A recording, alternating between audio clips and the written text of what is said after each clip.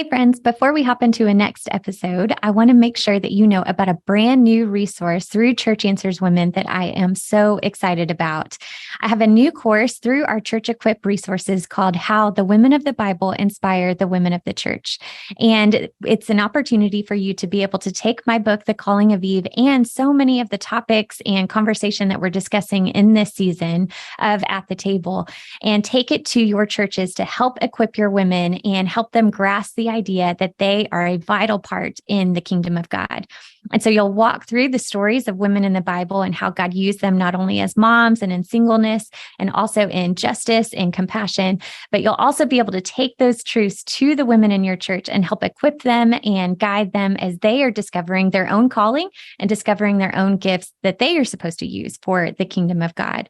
So I hope that you will hop on to churchanswers.com and look for the Church Equip tab and check out my new course. I am so pumped to hear about how women are grabbing hold of the truths of the gospel and how God has called us and wired us and gifted us to be able to take his good news to the ends of the earth. So I'm so excited. I hope that you'll grab this course and take it to your women in your churches. Maybe even you'll gather a group of neighbors together and study this curriculum together, or maybe even a lunch hour Bible study for you and your coworkers. I mean, the possibilities are endless. And so I can't wait to see how God uses not only the word and the scriptures, but also you as you say yes and are obedient to him. Now let's hop into this next episode of At the Table. Hey, everyone. Welcome to another episode of At the Table. I'm so thankful you're here. Thankful that you're choosing to spend some time with me talking about women, leadership, the calling of Eve. Maybe you're doing a book club. Maybe you're doing our new Church Equip class. However you are seeking out God, I am just really grateful that you're here and grateful for this conversation because I have a new sister that is on the podcast today, Krys McDonald. Welcome to the show. Hello. I'm so glad to be here. I hope that you're watching this on YouTube so that you can see her massive fashion trend that is happening, not only in her really cute earrings, but her top. It's so fun. So, Krys, I'm really excited to have this conversation because we're new, connection, kind of a new person on my radar that was brought to me, I guess, by a mutual friend, Tim Pratt. And so just really pumped to get into our conversation today about women and work and being in the marketplace, trying to figure out how do you do ministry and how do you really leverage gifts, whether it's in a 9-to-5 job or it's being a stay-at-home mom or whatever the task may be. How do you leverage all of those moments to the glory of God? So we're going to be talking about a lot of things today, and I'm really excited to have you on. So why don't you tell our guest a little bit about yourself, where are you recording from, kind of some fun get to know you points? Yes. So, hi, everybody. I'm Krys McDonald. I am recording right now from Sherwood, Arkansas. It's on the outskirts of Little Rock, Arkansas. I'm pretty sure some of you have heard of Little Rock, Arkansas. No, it's not a whole bunch of trees and weeds. Listen, we have a good city, and I live in one of them, Sherwood, Arkansas, born and raised. And I am now here with Miss Jackie. I'm so excited about this conversation. And this right here, just this moment of me being here, just testifies to the power of social media and social connections. Because yes, we were connected through a mutual friend, and I'm grateful and glad to be here. Jackie is such a sweet soul, so I'm excited to have a conversation with you. So thankful for you and thankful. Yes, I guess that is really how we initially connected with social media. So, which is so many friends. And then it's always fun to be able to do it face to face and learn more about you. So why don't we dive in and tell us a little bit about your story, like how you started in law enforcement, and then really kind of bringing us up to today and how you're serving Jesus. Yes. So I actually did get my start in law enforcement. I wanted to be in uniform when I was 8 years old. I initially thought that I wanted to be an attorney, this hotshot attorney in a uniform, in a suit, in court. And then as I got older and matriculated into college, I was more passionate about law enforcement. And so I got my degree in criminal justice and went into law enforcement for a cumulative 10 years years or so.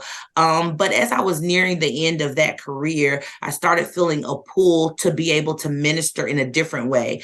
So I was one of those people in uniforms where I would sometimes get in trouble for being too compassionate about the people that we were stewarding. And so I started feeling a tug to do that in a different context. And so the Lord called me into ministry full time back in 2017.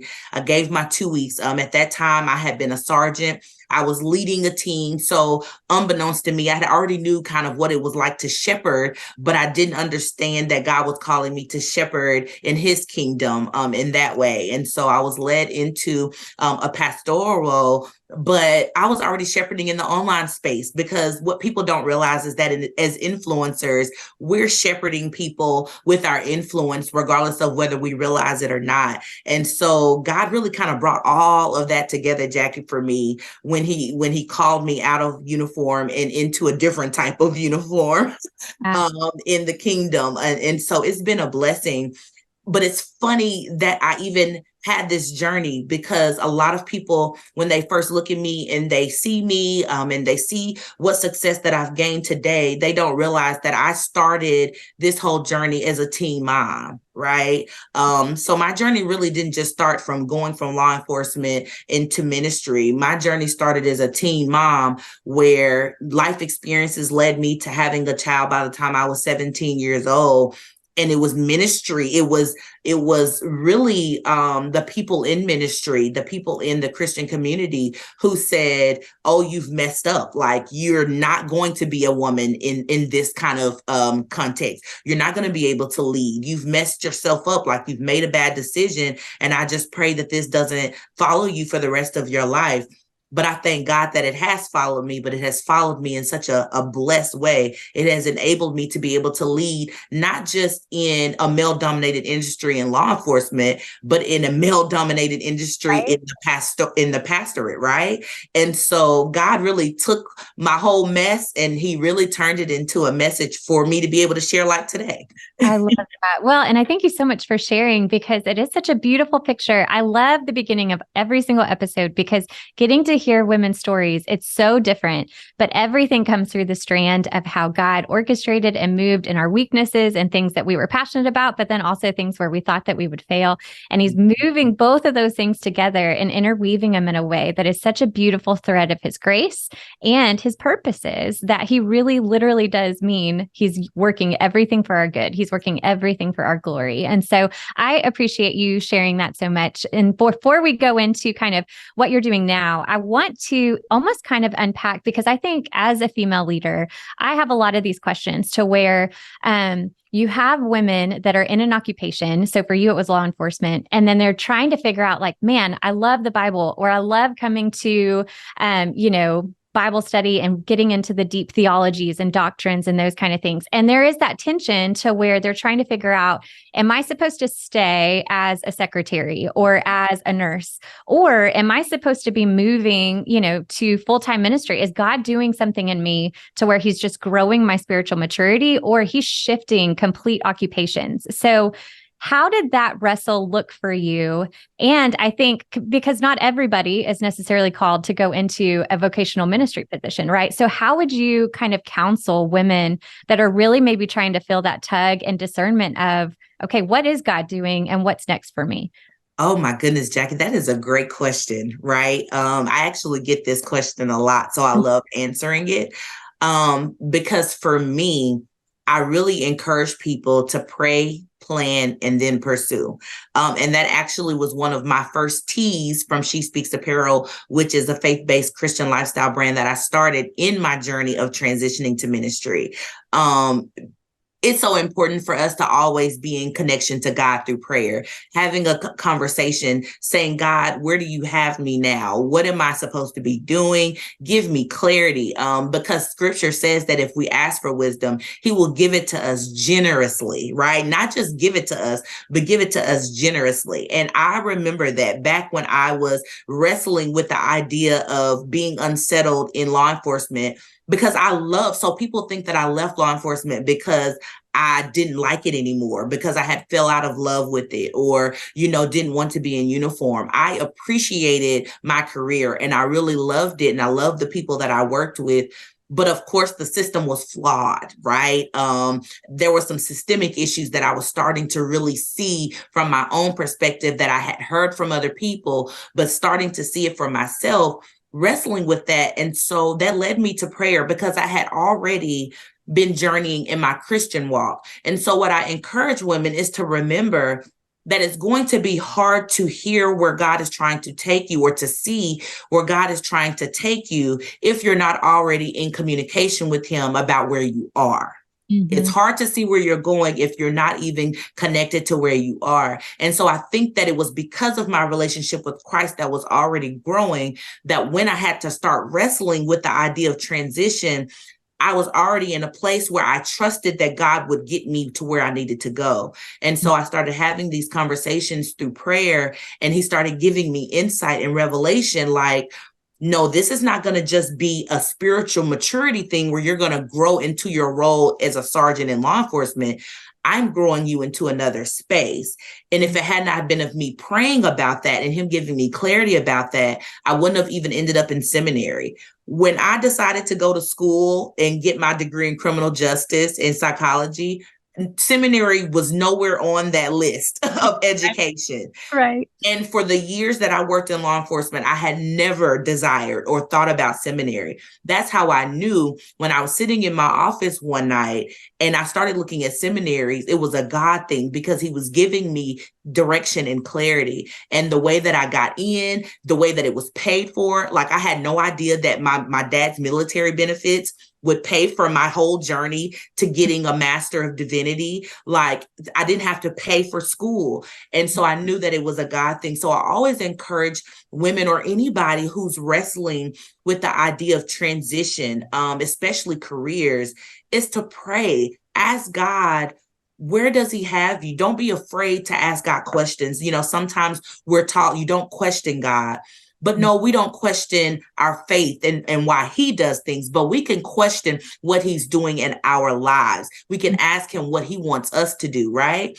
And so, having those conversations and getting clarity, but making sure that you're doing your part, right? The spiritual disciplines of reading your word, because sometimes God will give you clarity through that. And then the next thing you know, you're going to be journaling about what your journey looks like and where you're going next. And it may not be a career transition. And that's because you're tapped into God and he's going to say, yeah, this is a career transition. You need to do this. Or he's going to say, no, you need to figure out how you can be promoted within your job. Right. Mm-hmm. And so sometimes we leave jobs where God is just calling us to expand our perspective on what we need to do within that base. Mm-hmm. But I knew for me, God was saying it's time for you to expand beyond that base so that I can use you in a different and better way. And so I encourage people, pray, plan, start planning, because faith without works is dead, right? We need to make sure that we are actively planning when God gives us information and then pursuing that, not being afraid. And even if you are afraid, do it scared. Do it scared. Mm-hmm. I love so many things that you're saying because I think it's very practical advice to where, a lot of times we'll be frustrated with our job and then we immediately want to jump to, something else. We want to change circumstances. Or I think I get this obvious, like a lot too, thinking, well, ministry isn't going to have the same complications that my workplace is going to have, like I'm in the real world is what I get. I'm doing air quotes if you're not watching on YouTube.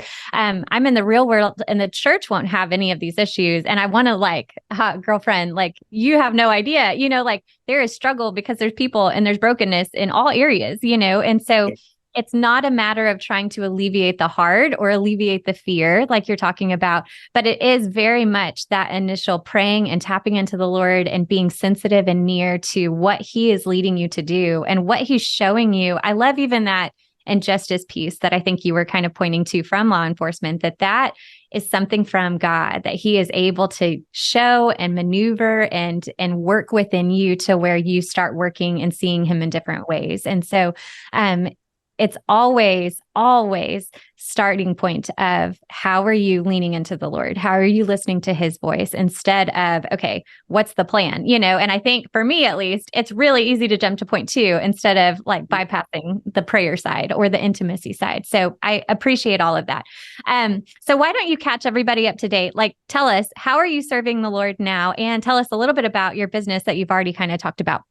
Yes. So right now, currently, I am an associate pastor at my church. Shout out to St. Mark Baptist Church here in Little Rock, Arkansas, shepherded by Dr. Philip L. Pointer Sr. Amazing ministry.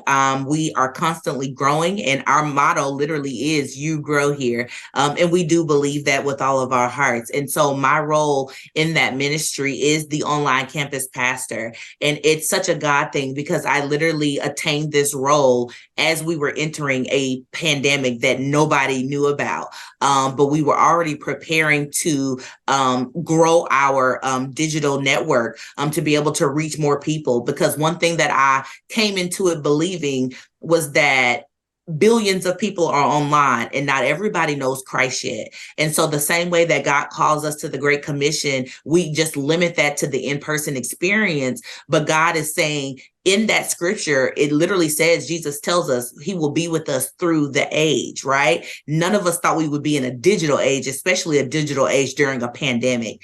And so it was such a God thing. I came into this role as online campus pastor, shepherding the online space, being able to bring people not just to St. Mark community, but bringing people into the community of Christ, into kingdom community, and encouraging them. So we have members in California and New York and all over the place. And it's such a blessing for me to be able to not just shepherd them, but create relationships with people that I never would have met otherwise. And then on top of that, of being a pastor, I am a life coach. So coming from being a former teen mom and having to learn how to love myself as I love my neighbors and love God, I want to encourage other women how to do that as well. And so with the humble confidence that God has given me, I strive to give that to other people who I'm in connection with. And so I'm a life coach. And a part of that comes from when I was in seminary, I got my Master of Divinity in pastoral counseling. And so it kind of made sense. Okay, I'm coming from law enforcement, but some of that is coming with me because I'm still going to be counseling people and shepherding people who are sometimes not in good situations and things like that. But I chose not to become a licensed counselor because I didn't want to work just in professional settings. I wanted to work in a ministry context, but I do have the education and the experience. And then I am an entrepreneur. I am a business owner. So I do wear a lot of hats, Jackie. I'm a business owner.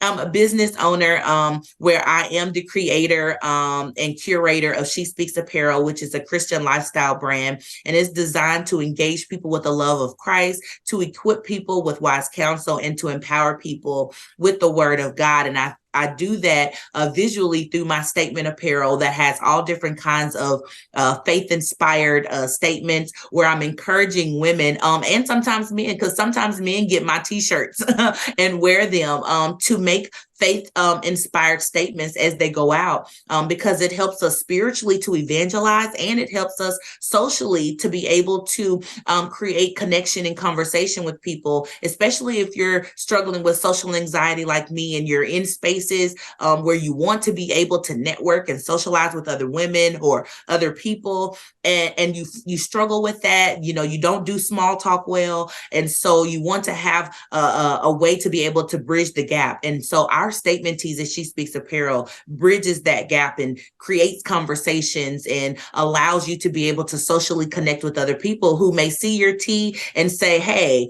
heavy on the thank you, God. Yeah, I feel that way too. I love right? That. Yes.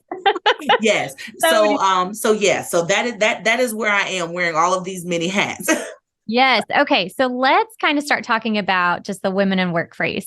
Like even with all of the hats that you're wearing, but I also would think just even as you're shepherding and loving on women and men that are in the workplace, like you're counseling them through hard life things, like their job, like they're teachers and nurses and executives and all of that. So Let's kind of hone in specifically around the work conversation of like, what are some of the things that you see women struggling with right now? Like those insecurities, or I think I hear a lot of just that balance, like I can't have it all. And so they're constantly feeling like a failure because they're always behind, on the to-do list, or feeling like they're not ever going to measure up. So like, what are you seeing not only in your own life as a businesswoman and as a pastor, but then even just those that you are shepherding, like where are women at right now with their work?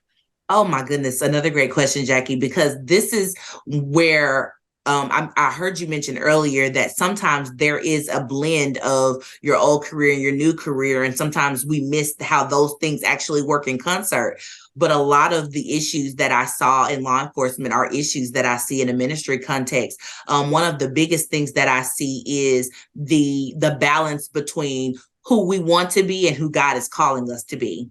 A lot of times we live the way we live and we make the mistakes that we make because we're struggling between being who we want to be and being who God is calling us to be. And so my goal is to help people try to find that balance and eliminate that tension between who it is that we feel like we want to be, who we desire to be, and who God is calling us to be. And I encourage people to delight yourself in the Lord, and He will give you the desires of your heart. If you continue to seek after Him, He will give you everything that you need to be who it is that you're called to be, and it will all start to make sense. So who you think you want to be is actually going to be who He called you to be, just not in a perverted context, just in a context that has purpose and it makes sense. And then another thing that I see people struggle with is imposter syndrome.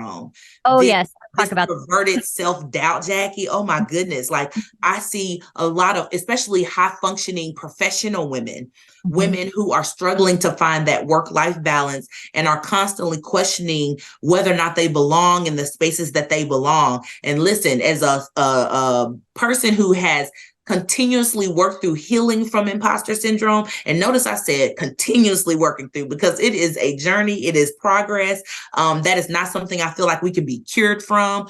It is something that keeps us tethered to Christ, though. And that is the blessing in that. And so when it comes to imposter syndrome, that is actually one of my topics that I speak on a lot when it comes to the digital space, because I feel like women, especially women who are like me in male-dominated industries or male-dominated workplaces, we tend to struggle with imposter syndrome the most because we're always questioning whether or not we truly belong in this space, whether or not we have what it takes to be in this space. And, are we qualified enough?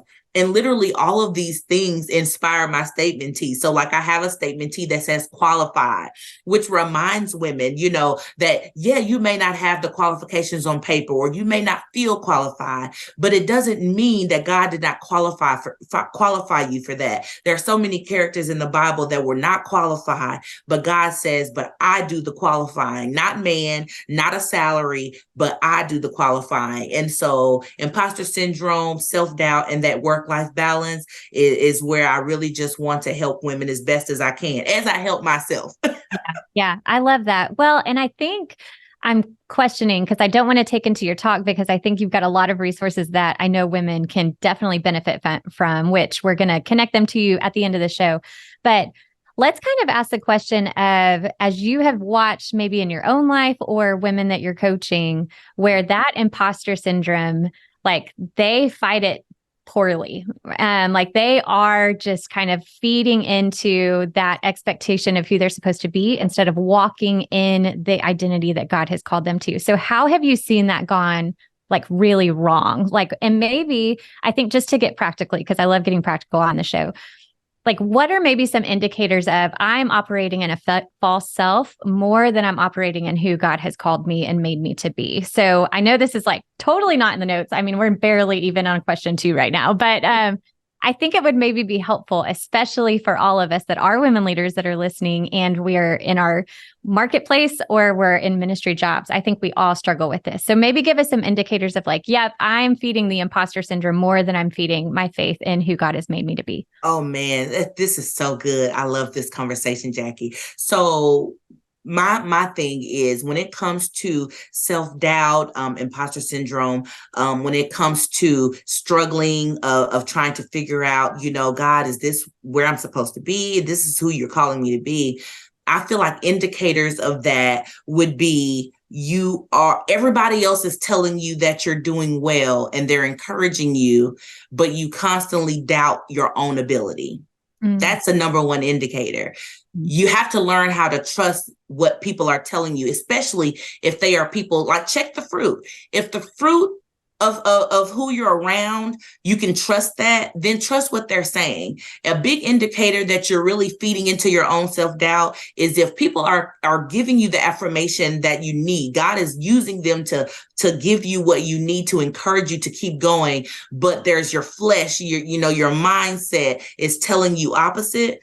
9 times out of 10, it's the devil working, in your mindset. It's your mental, sometimes it's a mental thing where literally mentally we need to do a self-check. Some of us need therapists, right? And we think we're going to pray everything away. But a strong indicator is if you're mentally, you are always weighed down by your own self-doubt while everyone else is telling you you're doing good. Somebody's lying, and it's probably not the people around you, right? But then also on the flip side of that, if you always think that everything is going well and you feel like there has been no hiccups in your life, you might want to pause and see whether or not that's pride and an inflation, right? Because self-doubt comes in many forms, not just low self-esteem, but in too high of a self-esteem. Sometimes when you think everything is going well and you haven't paused to stop to really check in to see, do I need to pivot?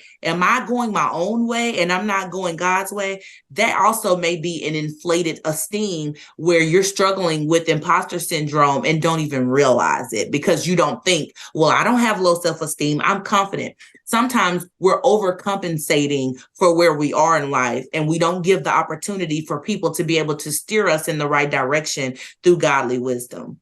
Girl, I think you're stepping on some toes, like on both sides. I think you're stepping on toes, but such good wisdom there. I could not agree more. So, okay, we are running out of time. So I think I want you to brag on, maybe it's somebody that's within your church, or maybe somebody that you are coaching, or even just somebody that you've been connected to because of your influencing and because of your social media platform.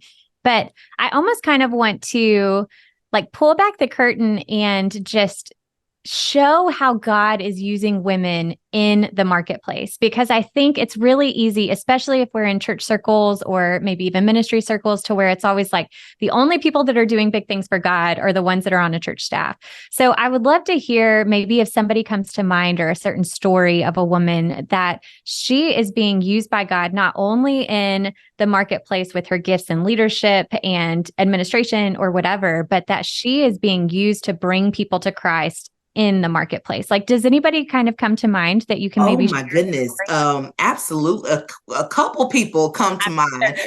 And so if we're talking about locally on a smaller scale, my best friend, for instance, comes to mind, Desiree Thompson. She's a mom. She has a brand called Mommy Affirmed, Motherhood Affirmed.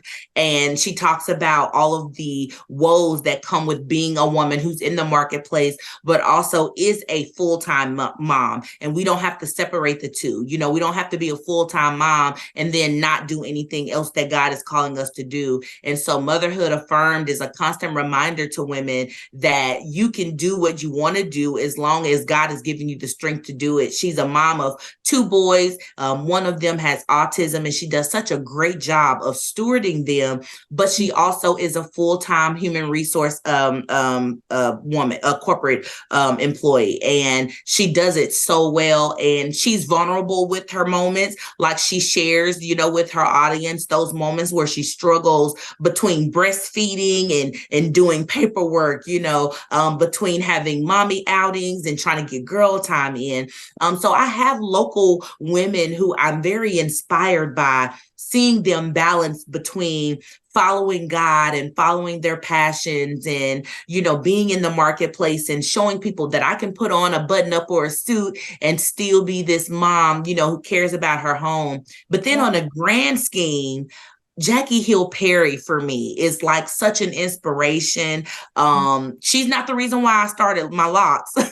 That's a whole nother story. But I just love, she's such an inspiration to me because she reminds me that I can be fully who I am, right? And who God has called me to be, and still shine for the Lord and not be afraid of what that looks like, right? Online or offline. And to fully embrace, like I am, yes, I'm all cute today with my frames and my earrings and stuff, but I am a tomboy. Like I love throwing on. I'm a sneakerhead. Most days you'll see me with one of my statement tees and some J's or some Dunks.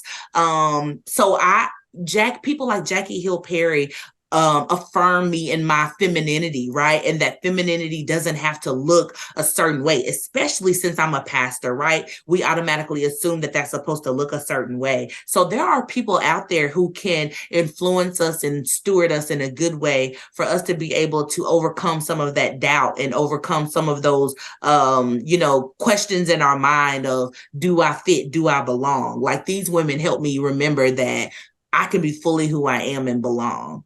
Yes, I love that. And there's so much. I mean, even this entire season of the podcast and really just the podcast in general, being able to share stories of women to where we do get to like piece things together. So there's things that you say, there's things that I say. I mean, just from different women's stories to where it's like she's doing it and this is how God worked in her life and that's what's happening in my life right now, or I'm a teen mom too, like there's just so many ways that I think God is able to take these pieces of our story and weave it together, which is the entire premise of the calling of Eve. And then being able to say, like, look at what I can do with obedient hearts, with willing and humble hearts. And so I just appreciate you so much. I appreciate your wisdom and just your willingness to wear all of the hats and pour in all of your wisdom and time into so many. And just very, very thankful for you. So why don't you tell our listeners, like, how do they connect with you? How do they get a really cool qualified tee? So that they can walk around knowing that they are made in the image of God and using their gifts for his glory. Yes, thank you so much, Jackie, for the conversation at the table. Like, I really have enjoyed this. So anybody can find me on social media at the Krys McDonald Instagram, or She Speaks Apparel on Instagram, on Facebook, Krys McDonald, Krys, because some people see my name and say Krys? Is that like, what is that? But the Krys McDonald, I would love to connect with you all for faith-based apparel. You can go to shespeaksapparel.com. We're actually rebranding for the fall. So we have some new fall apparel coming as well. So please visit us, shespeaksapparel.com, join the Goal Getter tribe, subscribe so you can stay updated on notifications and discounts and things of that nature for those who are part of the Goal Getter gang. I look forward to engaging with y'all online. I love it. Well, Krys, thank you so much for spending some time with us today at the table. And ladies, we are cheering you on as you go out in the marketplace or not as ministry leaders, but that as you take Jesus to the ends of the earth. We'll see you next time.